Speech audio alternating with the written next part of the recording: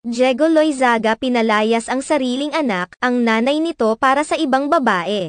Kumakalat ngayon sa ilang mga social media platforms ang isyong pinalayas umano ni Diego Loizaga ang kanyang sariling anak sa kanyang pamamahay kasama ang ina nito para sa ibang babae. Naging laman ng mga usap-usapan ngayon sa social media ang aktor na si Diego Loizaga matapos magpakilala sa publiko ang ina ng kanyang anak na nauna nang inamin ni Diego noong nagdaang taon. Inakusahan pa ni Alexis Zuapenco, nagpakilalang ina ng anak ni Diego Loizaga, ang aktor ng pagmamaltrato sa kanya at sa mismong anak nito.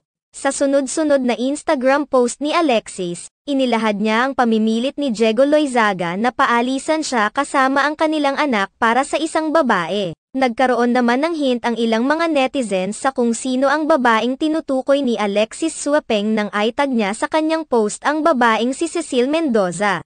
Ayon sa post ni Alexis, nagdesisyon umano ang ama ng kanyang anak na si Diego Loizaga sa bahay nito upang makapunta na roon si Cecile Mendoza. Isiniwalat din ni Alexis sa kasunod niyang post ang pagbabanta umano sa kanya ni Diego Loizaga sa hindi pagbibigay ng child support sa kanilang anak kung hindi niya buburahin ang kanyang social media post. Bukod pa rito, may ilang bagay pang binulgar si Alexis patungkol kay Diego Loizaga. Kabilang na ang mga larawan na nagpapatunay na nagsasama sila noon ni Diego bago pumasok sa buhay nito ang babaeng nagngangalang Cecile Mendoza.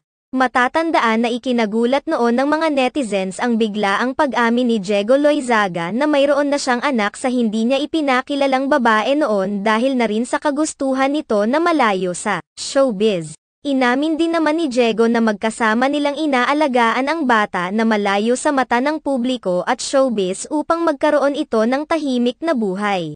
Samantala, dahil sa paglantad ni Alexis, kaagad na pag-alaman ng mga netizens na isa pala siyang yoga instructor at commercial model.